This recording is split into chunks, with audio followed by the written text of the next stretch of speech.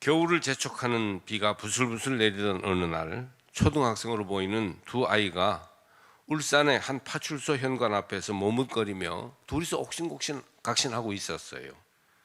그래서 밖을 내다보던 경찰관이 쟤네들이 무슨 일이야 하면서 궁금해하면서 아이들을 들어오라고 그렇게 데리고 들어왔습니다. 아이들은 형제였는데 작은 손에는 검은 봉지 하나가 들려 있는 거예요. 아이가 내민 봉지를 경찰관이 받아서 열어보니 따뜻한 캔 커피 5개가 들어 있었습니다. 아직도 식지 않고 따뜻한 채로 있었어요. 이 아이들은 추운 날씨에 등하굣길 건널목에서 교통정리하는 경찰관들을 위해 용돈을 모아서 따뜻한 캔 커피 5개를 사온 것이었습니다. 아마 이거면은 경찰 그 파출소의 아저씨들 다 마실 수 있겠다 이렇게 생각을 한 것이에요. 이 미담은 많은 사람들이 알려줘서 마음을 따뜻하게 녹여주었습니다. 캔커피를 먹어서가 아니라 그걸 준비하여 따뜻한 채로 전해주는 마음이 너무나도 아름다웠기 때문입니다. 이런 아이들이 있는 세상은 살만한 세상이요, 감사하는 이 마음이 모두를 행복하게 해주는 마음입니다. 그렇죠? 오늘 큰 삶의 위기를 겪은 교우들의 이야기를 제가 조금 이따 들어볼 텐데, 여러분도 내 삶 속에서 어떤 감사의 삶을 살 수 있는지, 감사, 감수성이 회복되는 그런 주일이 되길 바랍니다. 먼저 우리 두 분의 간증 이야기를 들어보도록 하겠습니다. 안녕하세요. 저는 청년부에 다니고 있는 23살 정유진입니다. 많이 떨리지만 제 이야기를 시작하겠습니다. 저는 5살 때 큰엄마의 전도를 통해 어머니와 언니와 함께 삼척제일교회를 다니게 되었습니다. 어린 시절에 저는 큰 신앙심 없이 그저 친구들을 만나기 위한 목적으로 교회에 다녔습니다. 하나님의 존재를 믿었지만 하나님의 말씀 따라 살아갈 생각은 하지 않고 제가 하고 싶은 것들만 다 하며 지냈던 것 같습니다. 20살이 되어 대전에 있는 대학교를 다니며 타지 생활을 시작했고 친구들과 놀기 바빠 점점 교회를 찾지 않았습니다. 하지만 분명 많은 친구들과 재밌게 놀았음에도 제 마음에는 오히려 공허함만 가득했고 오히려 외로웠습니다. 대학을 졸업하고 서울에 있는 미용실을 취업을 했고 하루하루 정말 바쁘게 일했습니다. 아침 8시에 출근을 해서 연습과 일로 하루를 보냈고 한 끼도 못 먹은 채 저녁 9시에 퇴근을 하곤 했습니다. 휴무 날이 주일과 겹치는 날도 있었지만 피곤해서 쉬고 싶다는 마음으로 교회에 나가지 않았습니다. 일한 지 1년 6개월이 흐른 2021년 10월에 출근을 하던 중 지하철에서 갑자기 숨이 쉬어지지 않았고 앞은 흐려지며 가슴이 두근두근 빠르게 뛰기 시작했습니다. 미용실 앞에 있는 병원에 가서 증상을 말씀드리니 생각도 못한 정신과 병원에 추천해 주셨습니다. 공황장애 판정을 받았습니다. 정신과 병원에서 우울증 약과 안정제를 처방해 주셨고 저는 그 약들을 복용하면서 약 부작용으로 샴푸를 하던 도중 졸고 있는 저를 발견했습니다. 방금 전에 제가 했던 행동들에 대한 기억이 희미해지기까지 하면서 저는 조금 쉬어야겠다는 생각으로 휴직을 하게 되었습니다. 휴직을 하고 본가에 오게 되면서 자연스럽게 교회 청년들에게 연락을 했고 성탄절 전야제도 같이 준비하면서 다시 교회를 찾기 시작했습니다. 신기하게 약을 먹지 않았는데도 일상생활이 가능해졌고 그저 본가에 와서 마음이 편해져서 그런가 보다 하고 넘겼습니다.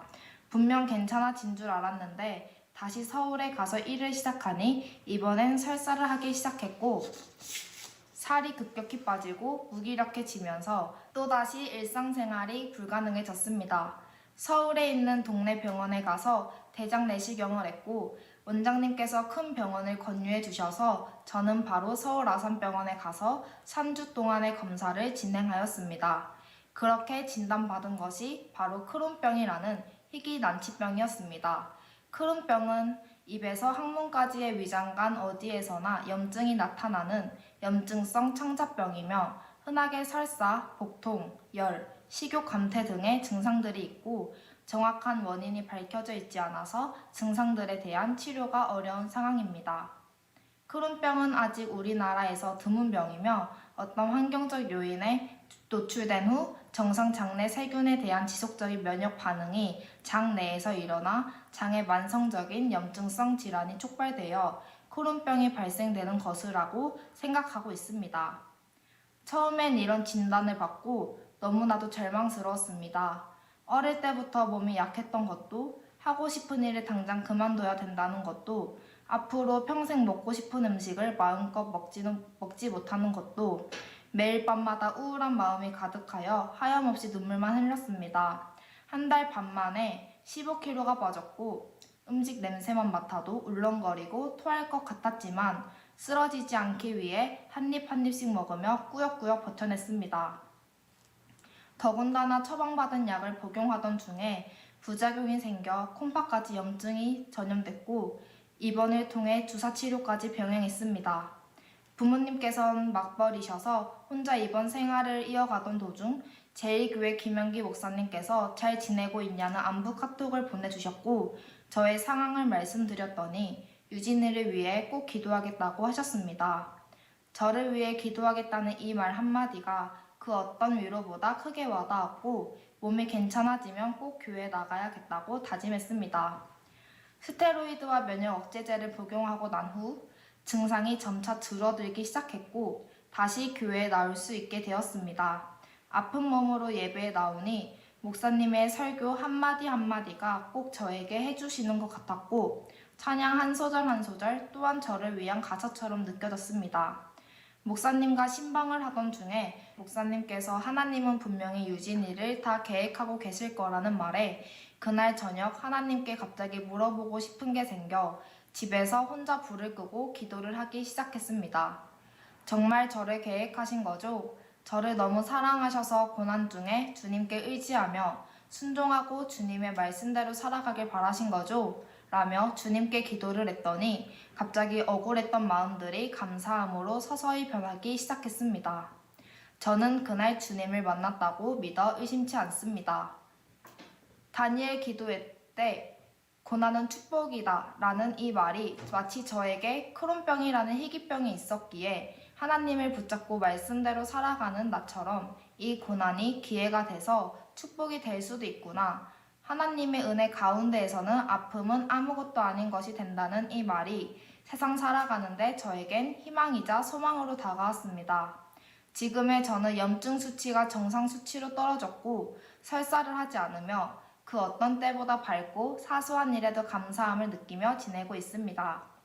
저는 더 이상 그 어떤 고난과 역경이 찾아와도 주님의 사람으로서 주님이 계획하신 걸 행할 수 있도록 앞으로도 순종하며 나아갈 것입니다. 간증을 할까 말까 참 고민이 많았습니다. 아픈 것을 사람들에게 말을 하게 되면 아픈 애로 인식이 심어질까? 그 인식이 심어졌을 때 부모님이 속상하실 수 있다는 생각에 고민을 하게 되었습니다.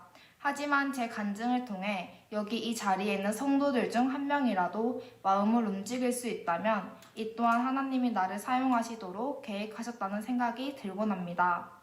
이렇게 제 이야기를 할 수 있음에 너무나도 감사합니다.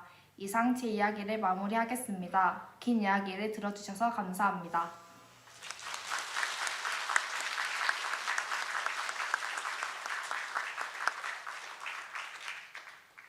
안녕하세요. 이윤숙 권사입니다.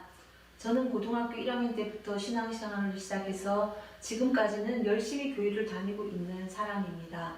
저를 아는 대부분의 성도님들이 인정하리만큼 씩씩하고 건강했던 저였죠. 그런데 올해 8월 20일 뜻하지 않은 건강에 문제가 발생했습니다. 아직까지도 왜 뇌경색이 왔을까 이유를 알지 못합니다. 혈압도 지극히 정상이었고 이상 지질혈증은 있었지만 약을 잘 복용해서 검사상의 수치도 아주 정상이었지요. 그렇지만 일은 일어났고 지금은 조금은 불편한 몸으로 일상생활을 하고 있습니다. 갑작스런 일로 성도님들을 놀라게 해드려서 죄송합니다. 발병했을 2, 3일은 자설의 시간이었던 것 같습니다. 갑자기 콧줄을 끼고 음식도 직접 삼킬 수가 없다고 콧줄을 통해 먹게 되었고 정신은 멀쩡한 채 이런 생각이 났습니다. 이제는 혼자서 뭔가를 할 수가 없는 사람이 되나? 불안한 마음이 생기기도 하고 힘든 시간이었습니다. 하나님께 에스겔서 37장에 나오는 마른 뼈들이 한 상으로 기도를 했습니다. 저의 죽은 내 세포들을 회복시켜 주소서. 그 마른 뼈들이 군대가 되었던 것처럼 저도 살아나게 하옵소서. 여러 가지 검사를 통해서 더 나빠지는 것이 없어서 스스로 식사를 할 수 있다는 결정이 나서 연하 시기부터 시작해서 음식을 먹게 되었고, 병원에서는 일주일째 되는 날 퇴원해도 좋다고 했고, 이제부터는 회복과 관리가 필요하고 재발을 조심해야 한다고 했습니다. 다행히 집으로 돌아와서 별로 아픈 증상, 통증은 없었고 많은 분들의 관심과 위로로 잘 살고 있습니다. 제가 빨리 병원으로 갈 수 있도록 여러분의 도움의 손길을 미리 준비해 주신 하나님께 감사를 드립니다. 정말로 교회에서 많이 기도하신 것으로 알고 있습니다. 그 덕으로 제가 이렇게 빨리 회복이 되고 있는 것 같습니다. 매일 아침 일어나서 하나님께 이렇게 기도로 하루를 시작합니다. 오늘도 하나님께서 제 삶을 주장하셔서 인도해 주시옵소서. 제가 잘 따라갈 수 있도록 성령님 도와주세요.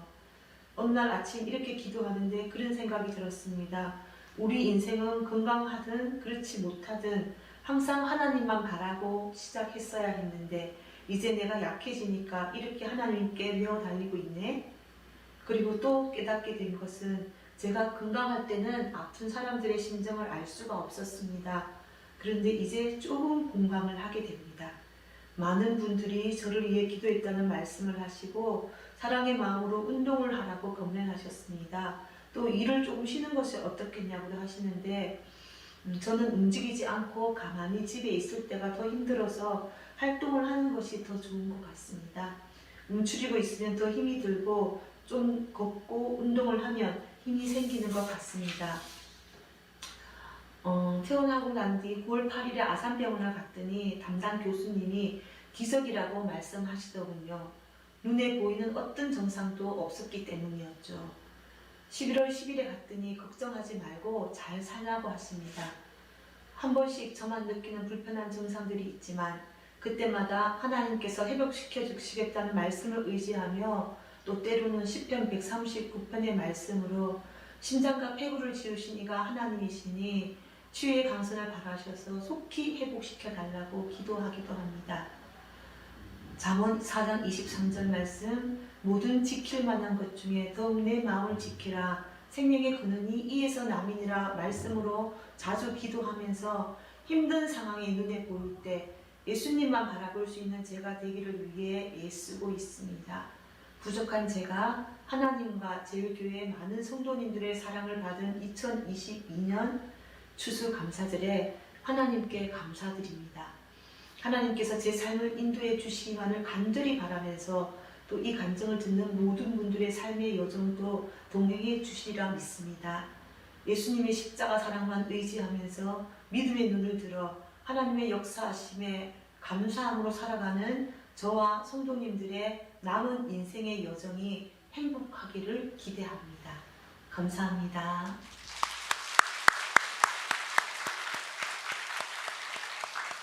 우리가 두 분의 간증을 들었습니다. 하나님께서 함께 하셔서 가장 어려운 건강의 위기를 건너서 감사하며 나가는 그런 두 분의 아주 의연한 당당한 모습이 은혜가 되었습니다.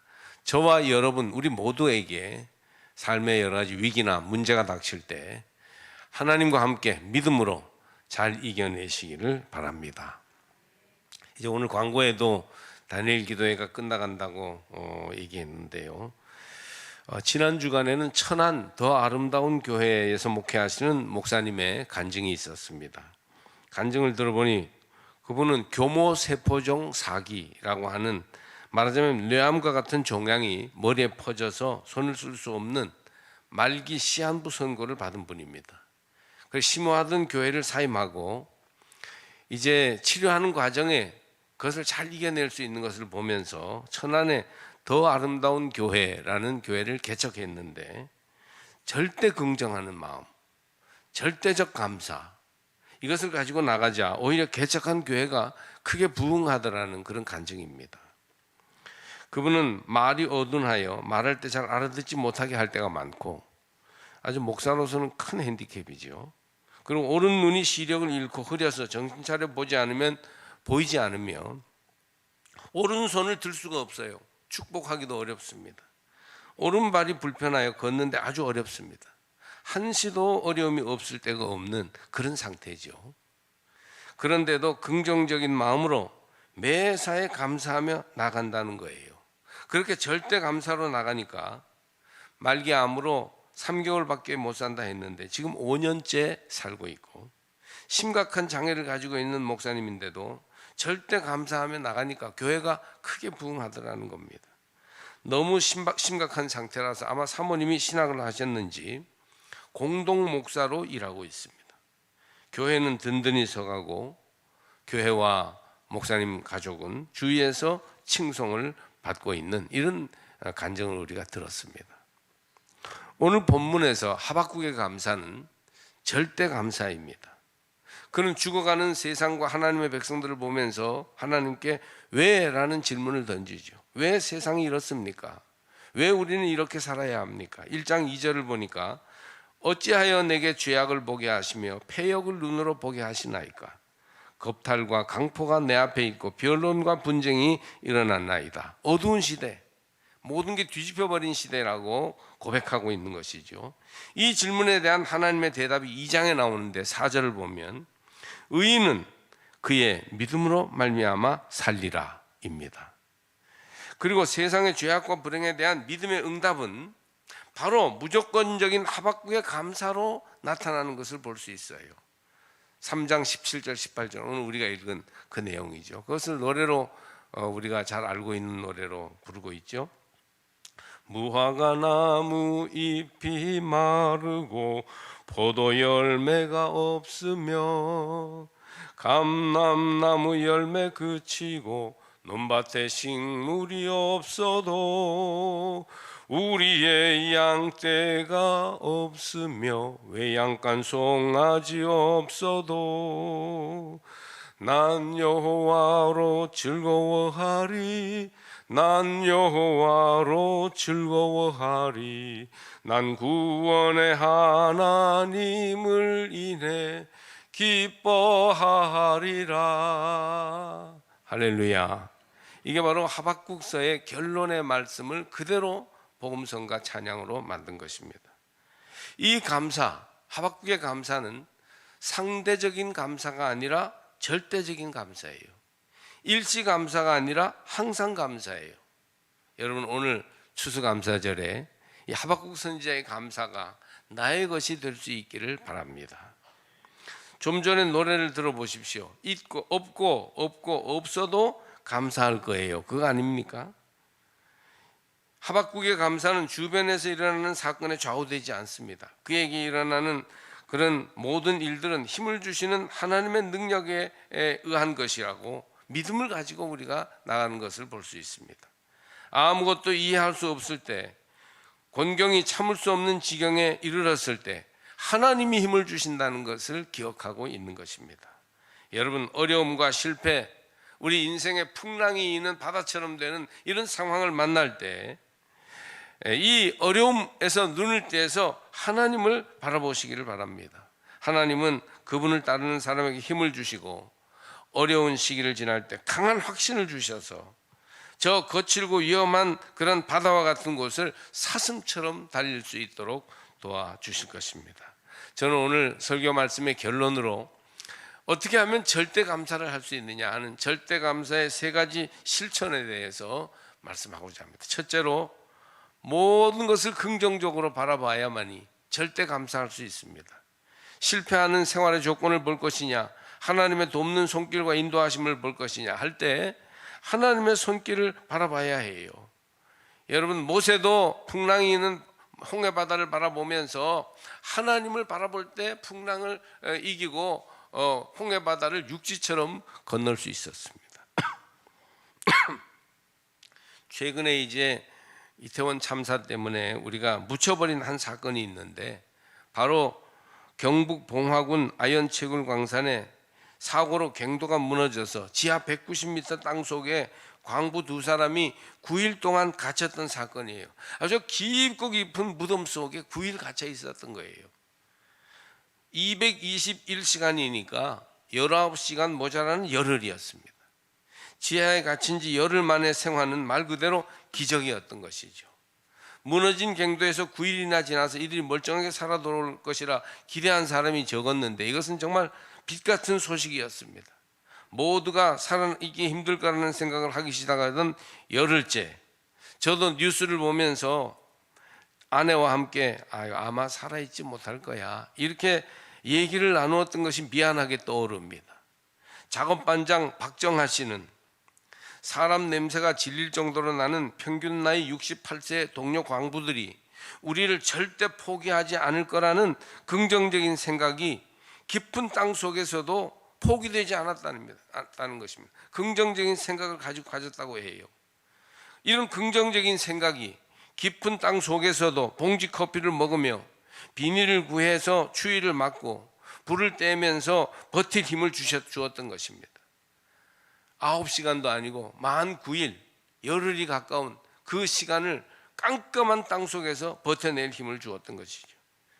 여러분, 할 수 있다는 긍정적인 마음, 우리의 삶에서도 어둠이 가득 차 있고 풍랑이 부는 어려운 상황이라 할지라도 할 수 있다는 긍정적인 마음으로 절대 감사를 잃지 마시기를 바랍니다. 우리나라가 얼마나 좋으냐, 우리 삼척이 얼마나 살기 좋으냐, 내가 만난 사람들, 내 아내와 내 남편에 대한 그런 긍정적인 마음을 가지고 있으면 그것이 우리의 마음속에 작용해서 원망과 불평은 사라지고 감사가 나오게 될 것입니다. 그때 기적이 일어나게 되는 것이죠. 190m 지하의 아연광산에서 열흘 만에 살아 돌아온 광부와 같이 긍정적인 생각이 기적을 만들고 일과 관계의 회복을 가져오며 내 인생의 행복이 생겨나게 할 것입니다. 첫 번째는 긍정적인 마음, 두 번째는 하나님 생각입니다. 하나님에 대한 믿음이에요. 하나님을 생각하면 절대 감사뿐이죠. 1621년 청교도 102명이 메이플라워 5월의 꽃이라는 이름의 배를 65일간 타고 미국으로 건너갈 때 미국 미 내륙에 도착한 곳은 거친 광야였고 곧바로 겨울이 닥쳤어요. 일행 중 브래드포드라는 지도자의 일기를 보면 이런 내용이 소개됩니다. 12월 혹한의 추위가 계속되고 있다. 한 조각의 빵도 한 알의 옥수수도 없다. 풀과 나무 껍질, 해초와 들짐승으로 연명하고 있다.